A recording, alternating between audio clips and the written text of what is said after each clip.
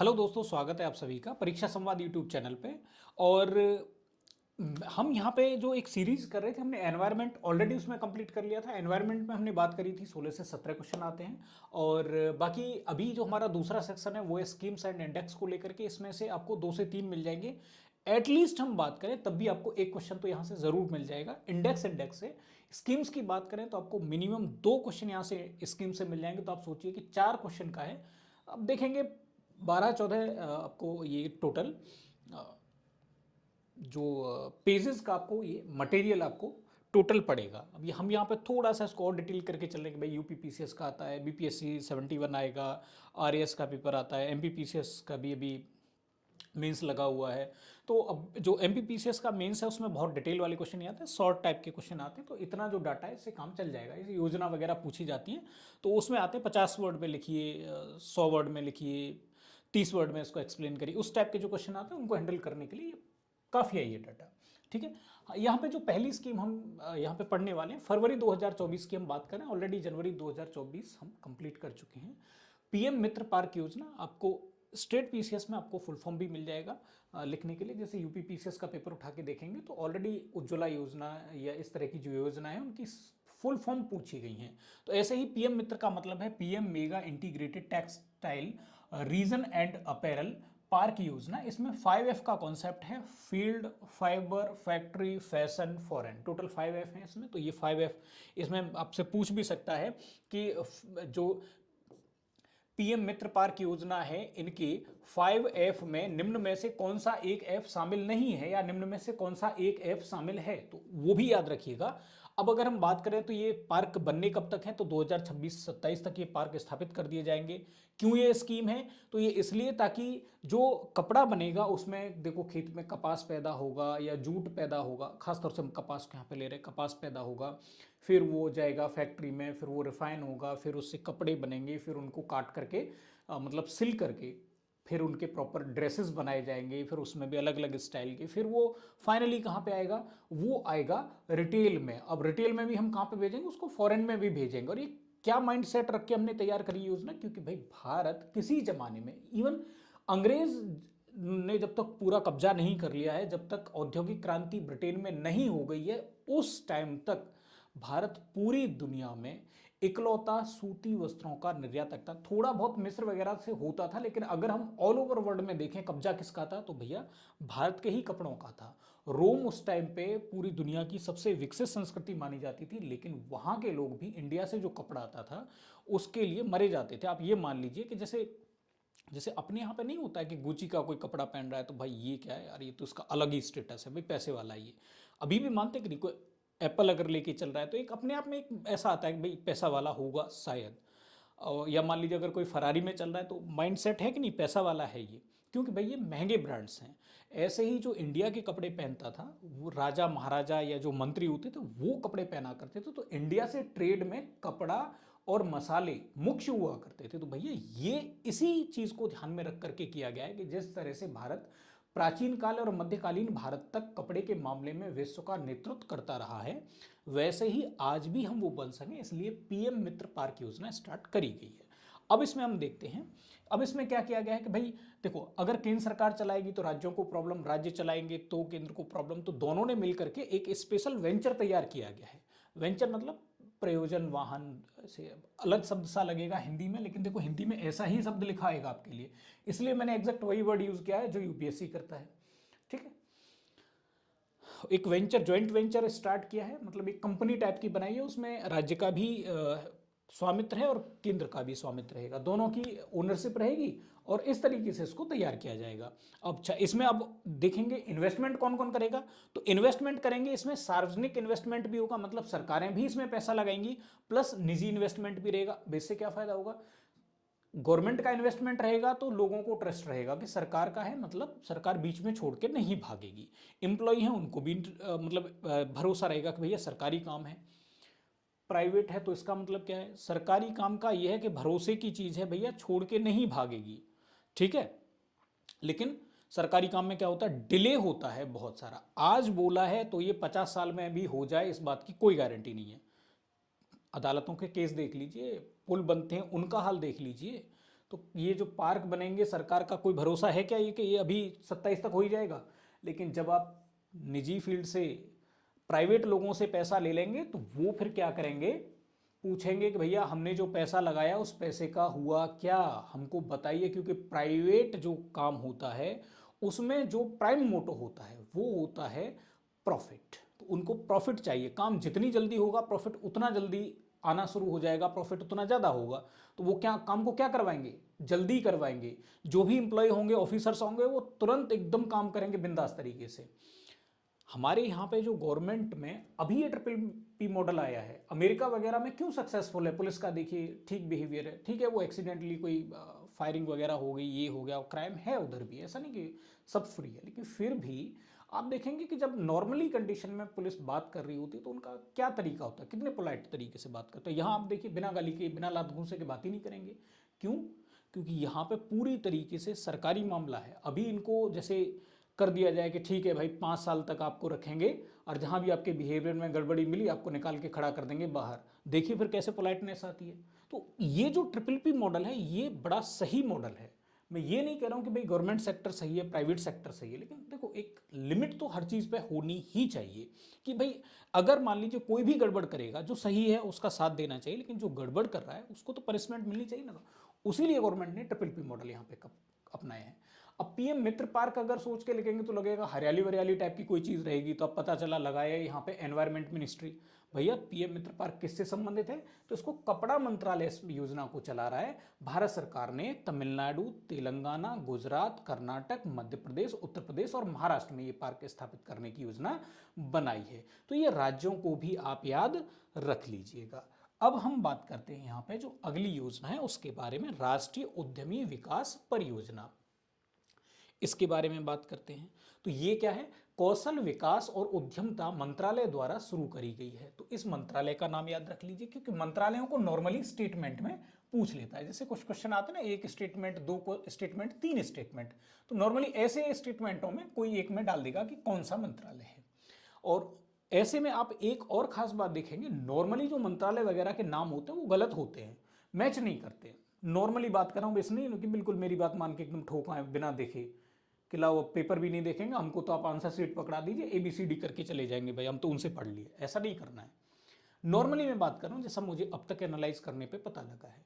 योजना विशेष रूप से पीएम स्वनिधि, स्वनिधि का मतलब है स्ट्रीट वेंडर्स आत्मनिर्भर निधि योजना के लाभार्थियों के लिए तैयार की गई है।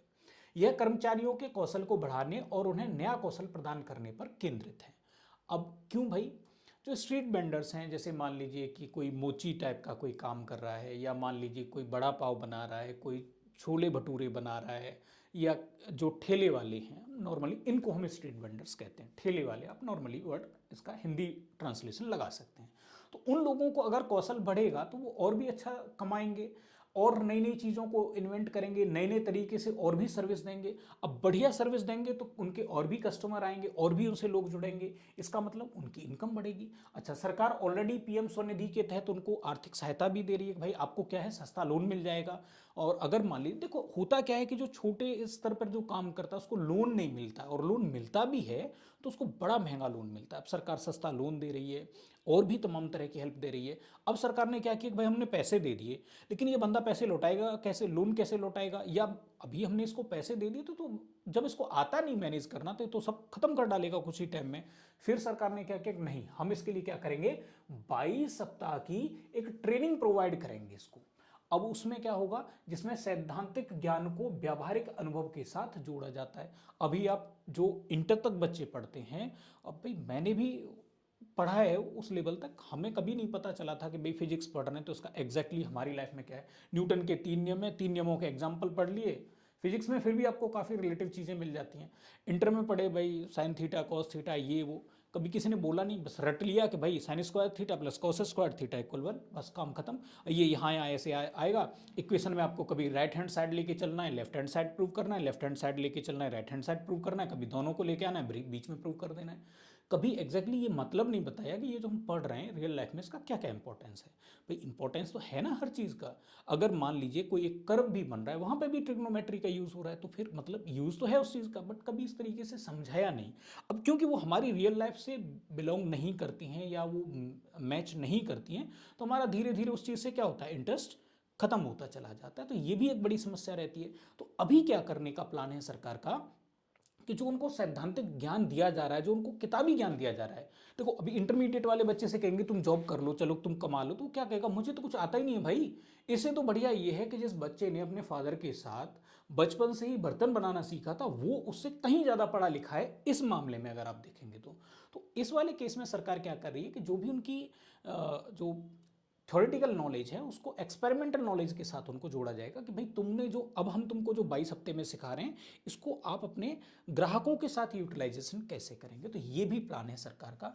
इसमें प्रशिक्षण कैसे देंगे, ऑफलाइन भी देंगे, ऑनलाइन भी देंगे और हाइब्रिड मोड के माध्यम से भी दिया जाएगा। और फिर क्या किया जाएगा, एक प्रमाण पत्र भी दे दिया जाएगा। थोड़ा उससे कॉन्फिडेंस आता है कि भाई चलो हमने ये वाला कोर्स कर रखा है, अपने आप में कॉन्फिडेंस आता है। भी आईआईटी का टैग लग जाता है तो भले वो भी एकदम से अजीब टाइप का ही हो, लेकिन होता है कि नहीं, बाबा बहुत है, नॉलेज बहुत सारी है, बहुत सारे लोगों को, वो कभी ये दर्शाते भी नहीं है।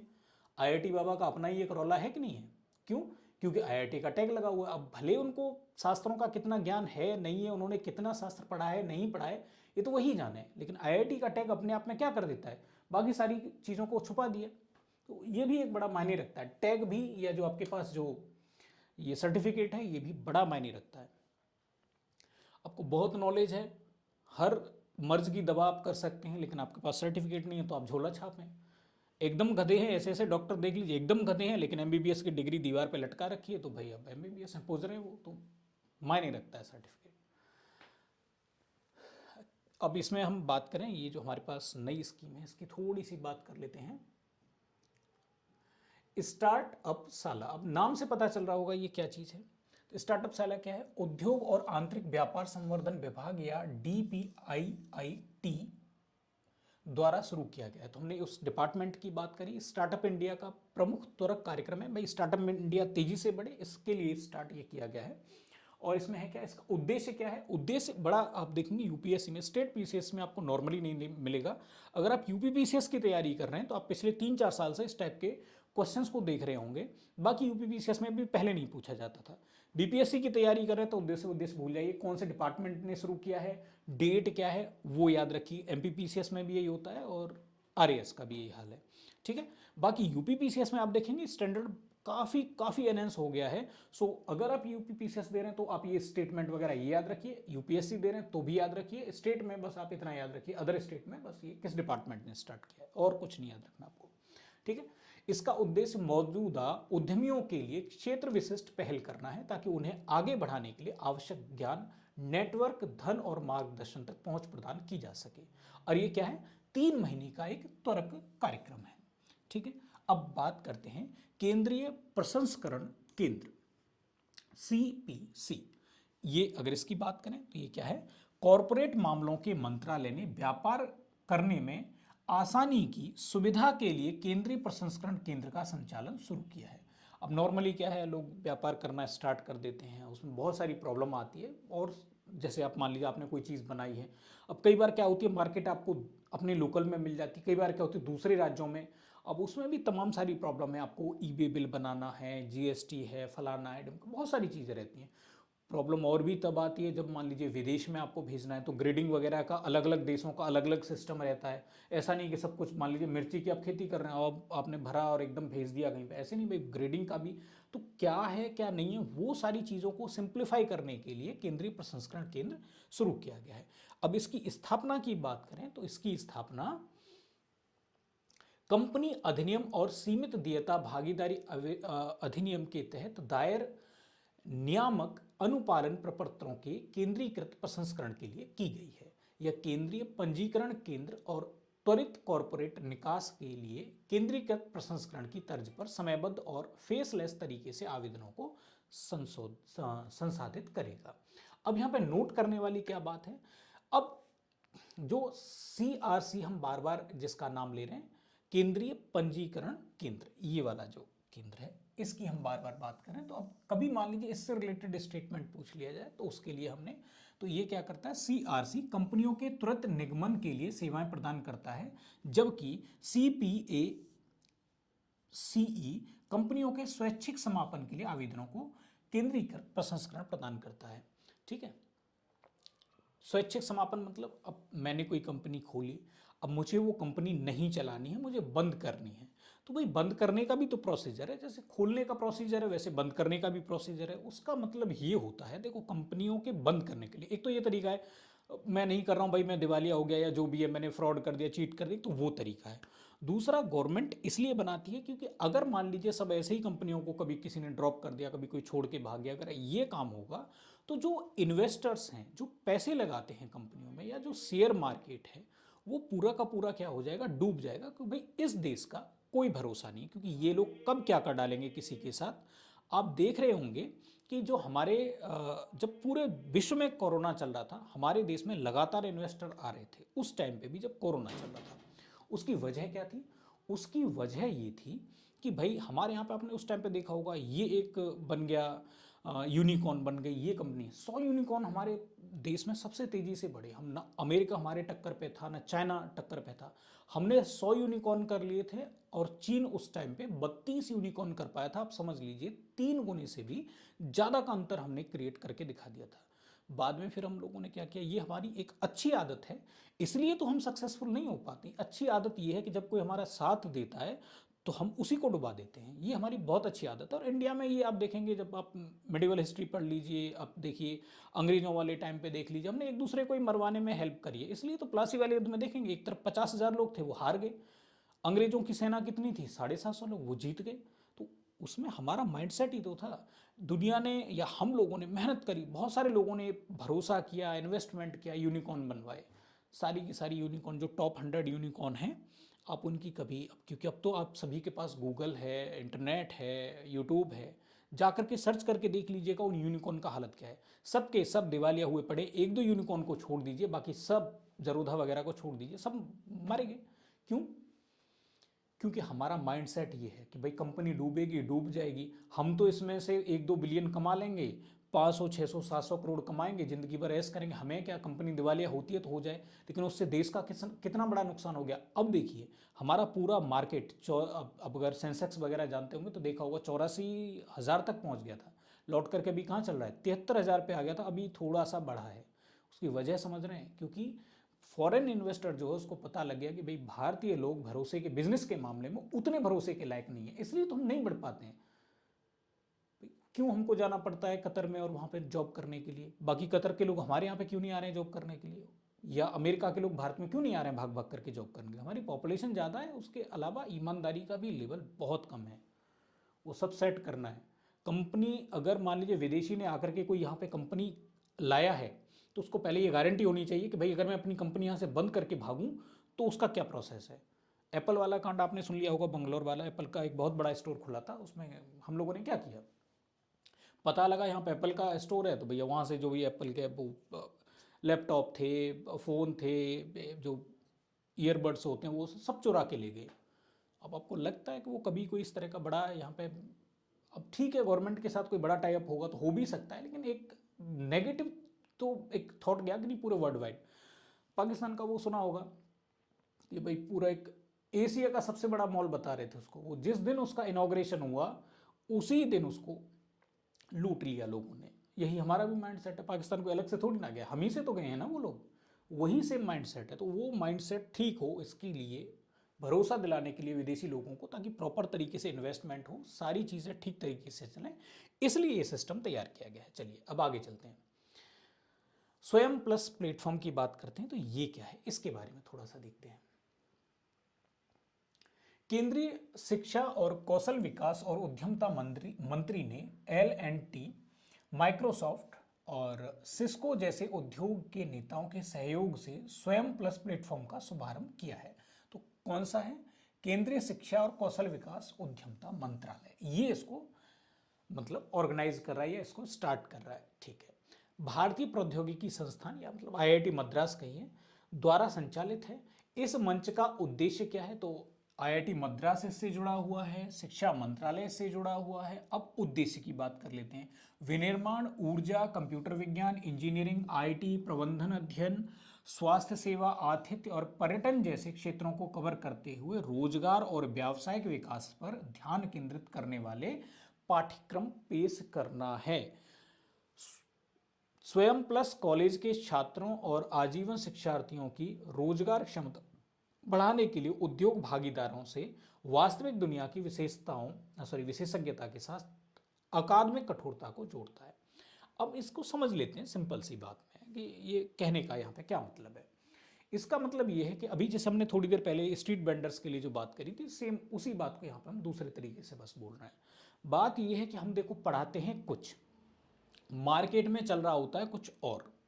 अभी जैसे फॉर्ट्रॉन लैंग्वेज है, अभी आई थिंक उसका ना के बराबर यूज़ होता होगा, क्योंकि आजकल तो जावा, ओरिकल और बहुत सारी अभी तमाम तरह की नई नई लैंग्वेज आ चुकी हैं, पाइथन वगैरह, ये सब का यूज़ हो रहा है कोडिंग के लिए। अभी अधिकतर आईआईटीओं में आईआईटी है ना, आपको लगता है आईआईटी तो भाई बहुत ही हाई लेवल की बात है। वो हाई लेवल का है, वो इसलिए है क्योंकि जो टेस्ट है ना वो ज़्यादा हाई लेवल का है। ऐसा नहीं कि आईआईटी में कोई बहुत एकदम से आपको भूत बना दिया जाता हो। बच्चे वहाँ पे क्रीम पहुँचते हैं इसलिए वो क्रीम है। वहाँ पे अभी भी सिलेबस में फोर्ट्रॉन पढ़ा रहे हैं। अब सोचिए पूरी दुनिया में कहाँ चैट जीपीटी जैसे एआई पे काम चल रहा है। अभी तो उसका ग्रुप भी सुना होगा आपने, एलन मस्क वाला, वो बड़ा खतरनाक है। हम बताइए कहाँ टक्कर पे आएंगे। हमारा एक दो कोई अगर होता भी है ठीक ठाक, कोई अगर निकल आता है सुंदर पिचाई टाइप का, सत्या नडेला टाइप का, तो वो यहाँ से चला जाता है कि भाई कौन मूर्खों से दिमाग खोरी करे, तुमको अपना सिलेबस अपडेट नहीं हो रहा है। अभी आप देखिए कि इंटरमीडिएट का यूपी का, आप में से बहुत सारे होंगे भी ऐसे जिन्होंने उस सिलेबस को देखा हो, अभी कुछ ही टाइम पहले चेंज हुआ है। सिलेबस में थर्मल एमिशन पढ़ाया जाता था। थर्मल एमिशन आप समझ रहे हैं, ये सिलेबस था। अब सोचिए साइंस का स्टूडेंट क्या करेगा। थर्मल एमिशन कितनी पुरानी चीज हो गई भाई, ये रदरफोर्ड के टाइम की बात है। उसको अब का बच्चा 21वीं शताब्दी का बच्चा इसको पढ़ रहा है, थर्मल एमिशन को। हमारा सिलेबस अपडेट नहीं है और उस सिलेबस का रियल लाइफ के साथ बहुत कनेक्शन नहीं है। और क्या कनेक्शन है ये प्रोफेसर्स को पता नहीं है, टीचर्स को पता नहीं है, तो स्टूडेंट को क्या बताएंगे भाई वो। अब वो प्रॉपर नहीं बता पाते तो स्टूडेंट अपना डिग्री लेके, पीएचडी की डिग्री लेके, फिर वो क्या करता है, चपरासी के फॉर्म डाल देता है कि भाई अब क्या करूँ, सरकारी नौकरी चाहिए, वो किसी की भी मिल जाए। वही समस्या का समाधान करने के लिए पूरा का पूरा सिस्टम सेटअप किया जा रहा है। ठीक है, अब हम बात करते हैं स्वयं प्रभा की। चलिए इसको देखते हैं। स्वयं प्रभा को भी कौन ऑर्गेनाइज कर रहा है, तो आपको याद रखना है शिक्षा मंत्रालय। फिर दूसरी हम बात करते हैं उद्देश्य की। तो उद्देश्य क्या है, पूरे देश में 24/7 आधार पर डीटीएच के माध्यम से 32 उच्च गुणवत्ता वाले शैक्षिक चैनल उपलब्ध कराना है। इसमें विविध विषयों को शामिल करते हुए पाठ्यक्रम आधारित पाठ्य सामग्री शामिल है। अच्छा, इसका मुख्य उद्देश्य क्या है, गुणवत्तापूर्ण शिक्षण संसाधनों को उन दूर दराज के क्षेत्रों में सुलभ बनाना है जहां इंटरनेट की उपलब्धता अभी भी एक चुनौती है। नॉर्मली तो देखिए इंटरनेट के माध्यम से बहुत सारे स्टार्टअप हैं या बहुत सारी एडटेक कंपनियां हैं जिन्होंने बड़ी अच्छी मतलब एक तरीके से कह सकते हैं सुविधा बच्चों को पहुंचाई है। बच्चे कंपेयर कर सकते हैं। पहले क्या था कि भाई जो भी नियर बाय टीचर है उसी से पढ़ना है, वो अच्छा हो बुरा हो इससे कोई फर्क नहीं पड़ता है। अभी क्या है कि बच्चे कंपेयर करने लगे, भाई तुम अगर नहीं सर्विस प्रोवाइड कर पा रहे हो ठीक ठाक तो कोई बात नहीं, हम ऑनलाइन पढ़ लेंगे। ठीक, ऑफलाइन फिर भी कंपैरेटिवली अगर मैं बात करूं, मैं खुद ऑनलाइन पढ़ा रहा हूं, लेकिन फिर भी मैं कहूं तो कंपैरेटिवली ऑफलाइन ज़्यादा बेटर है। लेकिन अगर मान लीजिए आपके पास ऑप्शन नहीं है तो कई मामलों में फिर ऑनलाइन क्या हो जाता है, एकमात्र ऑप्शन बचता है या अच्छा ऑप्शन बचता है। ठीक है, तो अभी क्या है कि बहुत सारी जगहों पे इंटरनेट नहीं है तो वहां सरकार क्या करे, तो वहां पे डीटीएच के माध्यम से, मतलब टीवी के माध्यम से बच्चे देख पाए, उनके लिए कंटेंट प्रोवाइड कराना है। डीटीएच चैनल कार्यक्रम प्रसारण के लिए GSAT-15 उपग्रह का उपयोग किया जा रहा है, तो हमको ये भी देखना है। वन स्टॉप सेंटर योजना की बात करते हैं। अब इस योजना की बात करें तो ये महिला मंत्रालय के द्वारा, या पूरा नाम अगर आप याद रखना चाहें तो महिला एवं बाल विकास मंत्रालय, तो आपको मंत्रालय का नाम याद रखना है। केंद्र प्रायोजित योजना है, मतलब सेंट्रल गवर्नमेंट की योजना है। उद्देश्य क्या है, तो हिंसा से प्रभावित महिलाओं को एक ही छत के नीचे निजी और सार्वजनिक दोनों जगहों पर एकीकृत सहायता और सहयोग प्रदान करना है। अब प्रॉब्लम क्या है, मान लीजिए कोई फीमेल काम करने जा रही है, अब उसके कोवर्कर हैं या गली नुक्कड़ में कोई छेड़ रहा है, कोई कुछ कर रहा है। अब एक बात बताइए, काम का अपने आप में इतना स्ट्रेस रहता है कि नहीं रहता। अब उसको कोई छेड़े परेशान करे प्रॉपर तरीके से, अगर उसको एनवायरनमेंट नहीं मिलेगा तो महीने 2 महीने 6 महीने टॉर्चर झेलने के बाद वो क्या करेगी, काम छोड़ देगी। तो भाई इससे हमारा वर्कफोर्स क्या होगा, कमज़ोर पड़ जाएगा ना। वो महिला अगर खुद तरक्की करे, खुद वो खुश रहे, उसको जो जैसा काम आता है, वो जरूरी नहीं कि भाई आईएएस ही बनेंगी सारी महिलाएं, जो उसको आता है, चाहे वो झाड़ू पोछा ही क्यों ना करती हो, लेकिन अगर उसका मन है, उसकी ज़रूरत है और उसको जो भी वो काम कर रही है उसको करने में अगर कोई प्रॉब्लम नहीं आ रही है, वो प्रॉपर तरीके से अपना काम कर पा रही है, तो वो खुश है, तो वो अपनी जो नेक्स्ट जनरेशन है, मतलब बच्चे हैं, उनको वो क्या करेगी, सही संस्कार डिलीवर कर पाएगी। ऐसा देखो नॉर्मल में मान के चल रहा हूँ, ठीक है, या जो गवर्नमेंट है ये भी ऐसा मानती है कि भाई जो सही अगर माइंडसेट महिला का रहेगा तो आगे की जनरेशन्स भी क्या होंगी, सुधर जाएंगी। ऐसा माना जाता है, कई सारे ऐसे विद्वानों ने भी माना है कि अगर महिलाएं शिक्षित होती हैं तो पूरा का पूरा समाज मजबूत बनता है।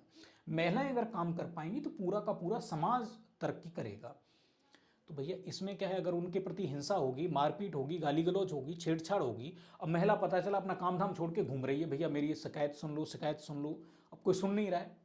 वो सब झंझट खत्म करने के लिए एक जगह पे आपको शिकायत करनी है, बाकी अब वो जहाँ पे आपने शिकायत करी है वो ऑफिसर ढूंढे घूमेगा कि पुलिस वाले के पास जाना है, जज के पास जाना है, क्या करना है क्या नहीं करना, वो उसकी मगजमारी है।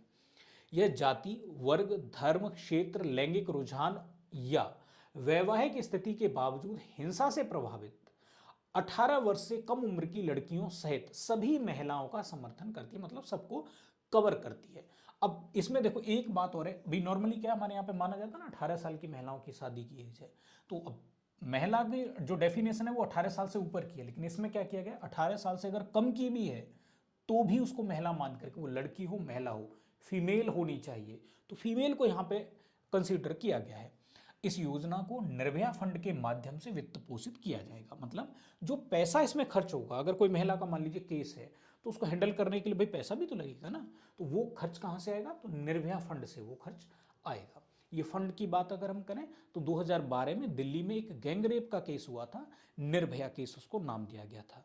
तो महिलाओं के अगेंस्ट अगर कोई इस तरह की हिंसा होती है, कोई गड़बड़ होती है, तो वैसे केस में उनको तुरंत या त्वरित रूप से लाभ प्रदान करने के लिए या उनको सहयोग प्रदान करने के लिए निर्भया फंड का निर्माण किया गया था। हमको सरकार के तरफ ना देखना पड़े, क्योंकि आपको पता है सरकार बड़ा धीरे धीरे काम करती है, इतने में तो पता चला अपराधी 2 जन्म ले लेगा, तो उससे बचने के लिए तुरंत काम हो सके उसके लिए एक स्पेशल फंड बना दिया गया।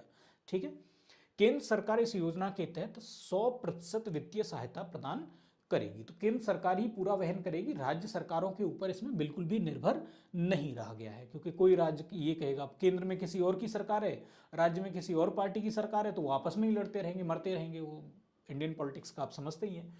दिन प्रतिदिन के कार्यान्वयन और प्रशासनिक मामले जिला कलेक्टर या जो जिला मजिस्ट्रेट या डीएम होता है उसकी जिम्मेदारी होगी। भैया डीएम को यहाँ पे रेस्पॉन्सिबल बना दिया गया कि भैया अगर गड़बड़ी हुई या अगर प्रॉपर तरीके से इसको हैंडल नहीं किया गया तो हम तुमको देखेंगे, बाकी तुम किसको देखोगे ये तुम जानो।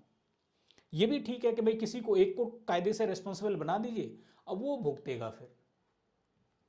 अब बात करते हैं स्वाति पोर्टल के बारे में। ये क्या है, भारत सरकार के प्रधान वैज्ञानिक सलाहकार ने महिलाओं के लिए विज्ञान एक प्रौद्योगिकी और नवाचार, स्वाति, ठीक है, तो स्वाति का फुल फॉर्म क्या है, महिलाओं के लिए विज्ञान एक प्रौद्योगिकी और नवाचार पोर्टल लॉन्च किया। तो किसने किया है, प्रधान वैज्ञानिक सलाहकार ने।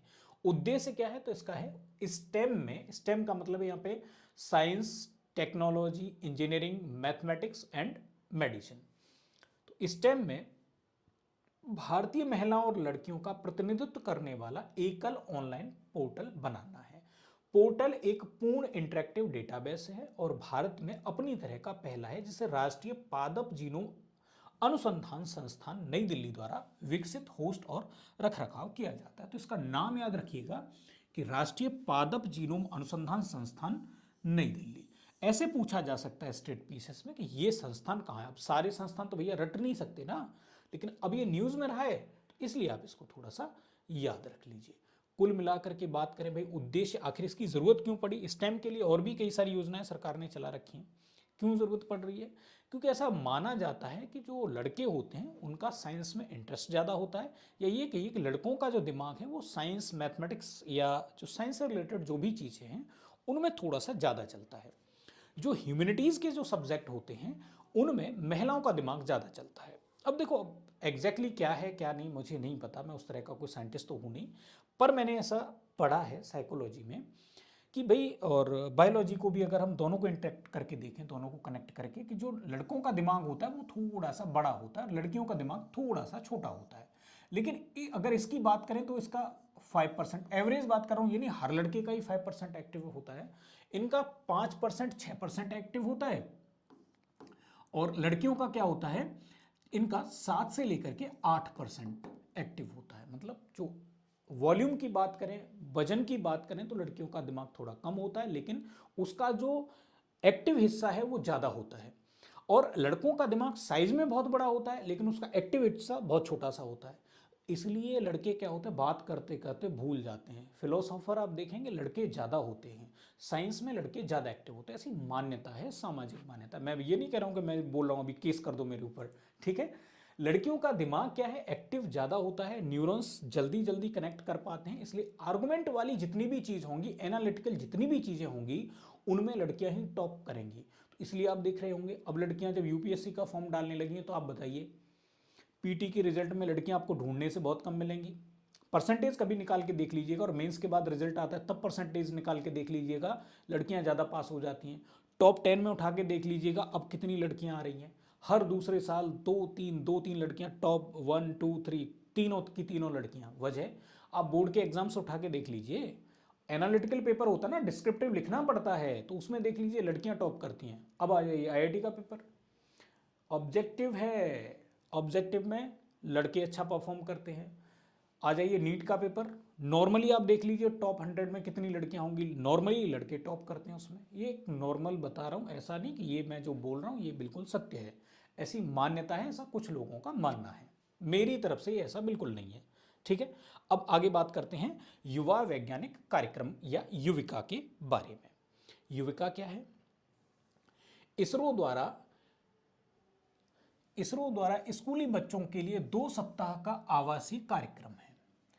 युवा वैज्ञानिक कार्यक्रम या युवा विज्ञान कार्यक्रम, या इसको शॉर्ट में युविका भी कहते हैं, ग्रामीण क्षेत्रों को प्राथमिकता देने वाले युवा छात्रों को अंतरिक्ष प्रौद्योगिकी, अंतरिक्ष विज्ञान और अंतरिक्ष अनुप्रयोगों पर बुनियादी ज्ञान प्रदान करने के लिए इसरो का एक शिक्षण और जागरूकता पैदा करने वाला कार्यक्रम है। क्यों भाई, क्योंकि अब इसरो में लोग जुड़ेंगे कैसे, आपको पता नहीं है बायोटेक्नोलॉजी क्या है, आप पढ़ते गए आपने मैथमेटिक्स ले लिया, फिर आपने बीएससी कर लिया, फिर आपको मना है यार मैं तो बायोटेक्नोलॉजी में मुझे तो करना था, ये तो बहुत सही चीज़ है, कैसे करेंगे भाई, आपकी तो स्ट्रीम ही दूसरी हो गई ना। तो आपको बचपन में जब बताया जाएगा कि भैया इसरो ये है, स्पेस ये होता है, ऐसे ऐसे स्टार्स बनते हैं, ऐसे होता है, बच्चों का इंटरेस्ट जगेगा, तभी तो ना स्पेस साइंस पढ़ेंगे बच्चे। अदरवाइज वो क्या करेंगे, उन्होंने ले लिया हिस्ट्री, फिर उनको लगा कि यार मुझे तो बृहस्पति के बारे में पढ़ना चाहिए था। अब कैसे पढ़ेगा भाई बृहस्पति के बारे में प्रॉपर तरीके से, हाँ ये है कि थोड़ा मोड़ा कहानी टाइप से कुछ पढ़ ले, वो अलग बात है, रिसर्च कैसे कर पाएगा। अब हर कोई तो अरस्तु नहीं हो जाता ना, या हर कोई तो विवेकानंद नहीं हो जाएगा ना। तो कुल मिलाकर के एक बच्चों में थोड़ा सा स्पेस के लिए, इसरो के लिए थोड़ी सी जागरूकता हो, ताकि आगे चल के वो साइंटिस्ट बने इसरो में, या स्पेस के बारे में थोड़ा सा जाने, इसके लिए युविका कार्यक्रम स्टार्ट किया गया। अब इसमें कौन है, ग्रामीण क्षेत्र पे खासतौर से फोकस किया जा रहा है, क्योंकि नॉर्मली ऐसा मान रहे हैं कि भाई ग्रामीण बच्चे हैं वो थोड़े से पिछड़े होते हैं। आजकल इंटरनेट ने क्या कर दिया, गांव के बच्चे शहर के बच्चों से 4 कदम आगे पहुंच गए, वो समझ रहे हैं, चाहे वो रील्स में ही क्यों ना पहुंचे हों, लेकिन पहुंच तो गए भाई। अच्छा आगे बात करते हैं, जो लोग कक्षा 8 पूरी कर चुके हैं और वर्तमान में कक्षा 9 में पढ़ रहे हैं, वे कार्यक्रम के लिए आवेदन कर सकते हैं। तो 9वीं कक्षा में पढ़ने वाले बच्चे इसमें आवेदन कर पाएंगे। प्रत्येक राज्य या केंद्र शासित प्रदेश से 3 छात्र हर साल इस कार्यक्रम में भाग लेंगे, जिसमें सीबीएसई, आईसीएसई और राज्य बोर्ड के पाठ्यक्रम शामिल होंगे। मतलब इन तीनों बोर्डों से तीन बच्चे क्या किए जाएंगे, लिए जाएंगे, हर स्टेट से 3 बच्चा इसरो हर साल लेगा, ठीक। अच्छा, माध्यमिक स्तर पर विकलांगों के लिए समावेशी शिक्षा योजना। अब इसका क्या उद्देश्य है भाई, होता क्या है कि अगर मान लीजिए कोई फिजिकली चैलेंज्ड है, मेंटली किसी को कोई प्रॉब्लम है, तो प्रॉब्लम क्या है, खासतौर से अगर मान लीजिए किसी के पैर नहीं है, वो तो भाई कैसे, सीढ़ियाँ होती हैं, गेट वगैरह ऐसे बने हुए हैं, क्योंकि जो पुराना स्ट्रक्चर था उसमें लोगों को कभी कंसिडर किया ही कि नहीं गया प्रॉपर तरीके से। अब जब प्रॉपर तरीके से उनके लिए सब बनाया ही नहीं गया है, उनको चलना कैसे है? अभी जो क्लासरूम्स आपने देखे होंगे नॉर्मली होता क्या है कि सीढ़ियों से चढ़ के जाइए, सेकंड फ्लोर पे आपका फलानी रूम नंबर में चले जाइए। उसको जिसकी आंखें प्रॉपर हैं वो तो देख पाएगा कि भाई 12 सीढ़ियाँ चढ़ के जानी है, चौथे नंबर के कमरे में जाना है। अब जिसकी आंखें नहीं वो कैसे जाएगा भाई? प्रॉब्लम होगी ना उसको। या जिसके पैर नहीं है वो कैसे 12 सीढ़ियाँ चढ़ेगा? तो एग्जैक्टली किस वाली सीट पे बैठना है, तो उसके लिए फिर क्या होना चाहिए, अलग से थोड़ा सा सिस्टम हमको बनाना पड़ेगा, सुधार करना पड़ेगा। अब इसके दो तरीके हैं भैया। एक तो ये है कि जो भी विकलांग लोग हैं या जिनमें कुछ भी नेचुरल या फिर बाद में अगर कोई ऐसी प्रॉब्लम हो गई उनके लिए अलग स्कूल बना दो, तो ये तो सरकार कर रही है। पर उसमें क्या हो जाता है कि बच्चा फिर थोड़ी सी मतलब अपने आप को थोड़ा सा दूसरों से कटा कटा महसूस करता है, अपने आप को थोड़ा कमजोर फील करता है। अगर वो सब बच्चों के साथ ग्रॉस में अगर पढ़ेगा तो उसका जो मानसिक विकास है वो दूसरे बच्चों की ही तरह हो पाएगा। वो इस चीज़ को एक्सेप्ट कर लेगा कि भाई भगवान ने मेरे साथ ये थोड़ा सा कर दिया ऐसा, लेकिन वो बाकी चीज़ों में तो फिर बाकी लोगों के साथ एडजस्ट हो पाएगा ना। अब सोचिए वो एक ऐसी दुनिया में चला गया है, अगर अलग स्कूल बना दिया जाए तो ऐसी दुनिया में चला जाएगा जिसका वास्तविक दुनिया के साथ या मुख्य धारा के साथ कोई खास जुड़ाव होगा नहीं। तो समाज में वो अपना योगदान कैसे दे पाएगा? और या फिर समाज के जो बेनिफिट है, भाई समाज हमेशा ऐसा नहीं कि नुकसान की ही चीज़ है, समाज के अपने बेनिफिट भी हैं। तो जो समाज से फायदे मिलते हैं उनका कैसे पूरा का पूरा उपयोग कर पाएगा, क्योंकि वो तो अपना एक अलग समाज बना चुका होगा। तो उसको प्रॉपर तरीके से हैंडल करने के लिए योजना बनाई गई है। अब इसको देख लेते हैं। तो ये क्या है, ये योजना वर्ष 2009-10 से शुरू की गई है। तो आपको ये साल याद रखना है।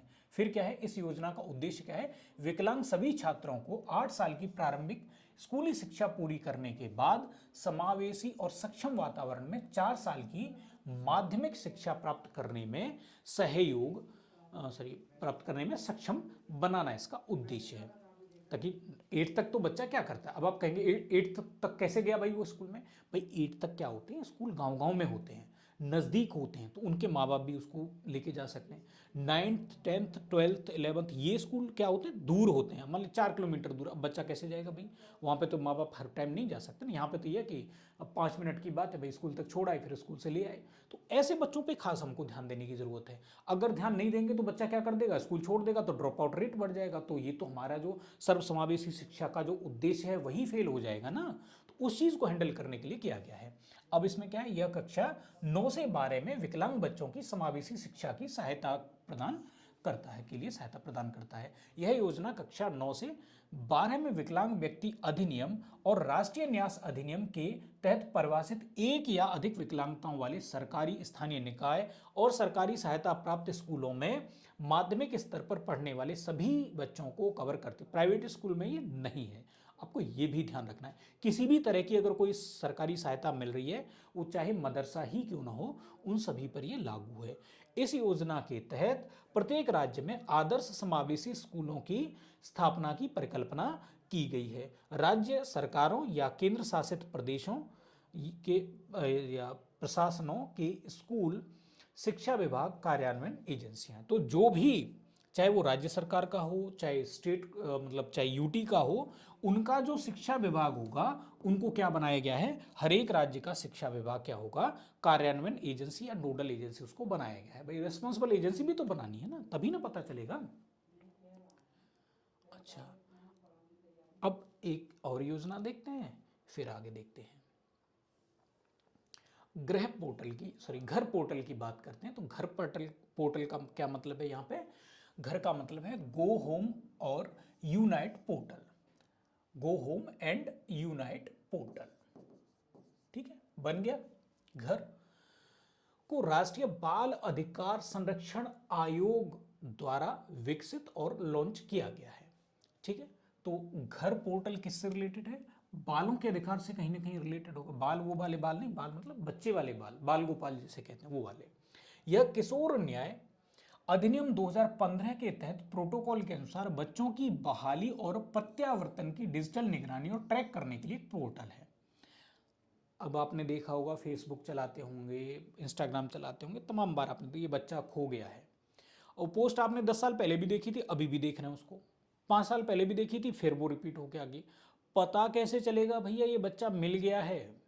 भाई खो गया है ये तो पता चल गया, मिल गया है ये कौन बताएगा? तो कोई एक सेंट्रल ऐसी पोर्टल तो होना चाहिए जिसपे खोने वाले बच्चों की लिस्ट होनी चाहिए, ये बच्चे रिकवर हो गए वो लिस्ट होनी चाहिए, ताकि हमको ये पता चल सके खोने वाले बच्चों में से ये लिस्ट हट गई है, ये वाले बच्चे जो मिल चुके हैं, बच्चे रिकवर हो चुके हैं और अपने माँ बाप के पास या जिनके जो भी गार्जियंस हैं उनके पास भेजे जा चुके हैं, उनकी भी तो लिस्ट होनी चाहिए। इसके लिए घर पोर्टल बनाया गया है ताकि ट्रैकिंग रहे। ऐसा ना हो कि लोग परेशान हो रहे हैं, आप इसको 10 जगह शेयर कर दीजिए, भगवान आपका भला करेगा। अरे भाई, हमने 10 साल पहले भी शेयर किया था, वो बच्चा भी इतना बड़ा हो गया होगा कि इस फोटो के साथ वो मैच ही नहीं होगा।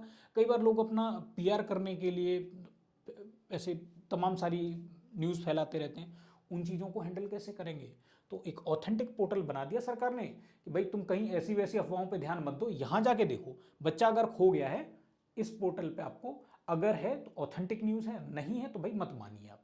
ठीक, चलिए अब इसकी बात करें तो ये जो हमारा राष्ट्रीय बाल अधिकार संरक्षण आयोग है, बाल अधिकार संरक्षण आयोग अधिनियम 2005 के तहत स्थापित क्या है, एक वैधानिक निकाय है। अर्थात दो तरह के निकाय हम मान के चल रहे हैं यहाँ पे, एक है संवैधानिक निकाय, एक है गैर वैधानिक मतलब गैर संवैधानिक निकाय। अब एक असंवैधानिक निकाय भी होता है। असंवैधानिक का मतलब है जो संविधान के बिल्कुल अगेंस्ट है, मतलब जिसको स्वीकार नहीं किया जा सकता है। तो वैसा तो निकाय बनना ठीक नहीं है, तो सुप्रीम कोर्ट ही कैंसिल कर देगा उसको। फिर दूसरे दो कैटेगरी बची, एक संवैधानिक मतलब जिसका संविधान में लिखा हुआ है, ठीक, जैसे जीएसटी काउंसिल संविधान में लिख दिया गया तो संवैधानिक निकाय हो गया। जैसे अभी हम बात करें, मान लीजिए हमने एक मतलब बहुत सारे ऐसे निकाय हैं, हमने यूपीएससी की बात कर लेते हैं, संविधान में लिखा हुआ है ना, तो संवैधानिक निकाय हो गया। और ऐसे जो भी निकाय हैं जिनको संसद क्या करती है, अधिनियम पारित करने के बाद बनाती है, वैसे निकायों को हम क्या कहते हैं, गैर संवैधानिक निकाय कहते हैं। अर्थात गैर का मतलब हो गया जिनका संविधान में उल्लेख नहीं है, आवश्यक है वो समाज या राज्य को चलाने के लिए, लेकिन संविधान में नहीं लिखे हुए हैं, संविधान के ये अगेंस्ट भी नहीं है, अगेंस्ट हैं तो इनको असंवैधानिक कहेंगे, नॉन कॉन्स्टिट्यूशनल, सॉरी अनकॉन्स्टिट्यूशनल कहेंगे। इनको हम कहते हैं नॉन कॉन्स्टिट्यूशनल, और इनको क्योंकि नियम या अधिनियम बना के बनाया गया है इसलिए इनको वैधानिक निकाय कहा जाता है। तो समझ में आ गया होगा, ठीक है। अच्छा, अब इसमें एक चीज़ और देख लेते हैं, फिर उसके बाद आगे बढ़ेंगे। ये है सी केयर्स पोर्टल। अब ये क्या है इसको थोड़ा सा समझ लेते हैं। हाल ही में केंद्रीय कोयला खान संसदीय मामलों के मंत्री ने कोयला खान भविष्य निधि संगठन का एक वेब पोर्टल सी केयर्स लॉन्च किया। तो आपको ये नहीं किसने लॉन्च किया वो बहुत मायने नहीं रखता है, किसका, कोयला खान भविष्य निधि संगठन ये संस्थान है जिसका ये पोर्टल है। अच्छा, इसे centre for development of advance computing, CDAC, CDAC का फुल फॉर्म स्टेट पीसीएस में पूछ सकते हैं, यूपीएससी को इस चीज़ से मतलब नहीं पड़ता, फुल फॉर्म कभी नहीं पूछता वो। तो सीडेक द्वारा विकसित और डिजाइन किया गया है। पोर्टल सीएमपीएफ ग्राहकों और कोयला कंपनियों को लॉगिन करने और उनकी आवश्यकताओं के अनुरूप विभिन्न कार्य करने की अनुमति देगा। कोयला खान भविष्य निधि संगठन की बात करें तो यह वर्ष 1948 में स्थापित, और ये किसके अधीन है, तो कोयला जो मंत्रालय है उसके अधीन या उसके तत्वावधान में इसको स्थापित किया गया है। ईयर याद रखिए 1948 में। पोर्टल क्यों बनाया भाई, एक ही जगह पे सब लॉगिन कर पाए, अब सबकी अपनी अपनी ढपली अपना अपना राग होगा तो गड़बड़ हो जाएगा ना मामला, तो एक जगह से ही सारे के सारे काम हो सकें, मतलब कहते हैं ना वन विंडो सिस्टम कहते हैं या सिंगल विंडो सिस्टम कहते हैं, उस टाइप का एक सिस्टम बनाने की कोशिश यहाँ पे करी जा रही है। तो 1948 में ये स्थापित हुआ है, कोयला मंत्रालय के अधीन स्थापित हुआ है कैसा ये, तो है भैया ये स्वायत्त संगठन, मतलब ये अपने जो फैसले हैं वैसे फैसलों को ये अपने आप ले लेता है, पूरी तरह से इसके अधीन नहीं है, तत्वावधान में है। इसे भविष्य निधि और पेंशन कोयला क्षेत्र के श्रमिकों को सामाजिक सुरक्षा प्रदान करने के उद्देश्य से योजनाएं बनाने के लिए बनाया गया है। अब इसका मतलब समझिए कि भाई कोयला क्षेत्र में जो काम कर रहे हैं उनको बहुत सारी बीमारियां हो जाती हैं, बहुत सारी प्रॉब्लम हो जाती हैं, तो भाई उनके लिए सामाजिक सुरक्षा का भी तो करना पड़ेगा। वृद्ध हो जाएंगे, थक जाएंगे, तो उनका जीवन कैसे चलेगा, तो उन लोगों का भी भला हो सके, उनका बुढ़ापा अच्छे तरीके से कट सके। खदानों में बहुत सारी क्या हो जाती हैं, कुछ गड़बड़ भी हो जाता है कई बार, जैसे कोई एक्सीडेंट हो गया, किसी के पैर, किसी के हाथ, या कोई और बहुत सारी इंजरीज हो सकती हैं। ऐसा अगर कुछ गड़बड़ हो जाए तो उनका बेचारा का भी सारा काम ठीक ठाक चल सके, उसके लिए ये प्रॉपर बनाया गया था। क्या बनाया गया था? कोयला खान भविष्य निधि संगठन 1948 में बनाया गया था। अब जैसे इसके जो बाकी की चीजें हैं इनको हम क्या करेंगे, अब 2 योजनाएं इसमें बच गई हैं, उनको हम मार्च वाले के साथ मिला करके मर्ज करके पढ़ लेंगे। तो आज की इस क्लास को हम यहीं विराम देंगे। हो सके मन करे तो वीडियो को शेयर कर देना, लाइक तो तुम करोगे नहीं क्योंकि भाई ऐसा नेचर है तुम्हारा। बाकी कमेंट करके बताइएगा, अगर ठीक लगे तो ठीक, बुरा लगे तो बुरा भी लिखा करो, लेकिन कुछ लिखा तो करो महाराज। और बाकी इसी के साथ आज की क्लास को यहीं विराम देंगे। अगली क्लास में आपसे मिलते हैं। बहुत बहुत धन्यवाद।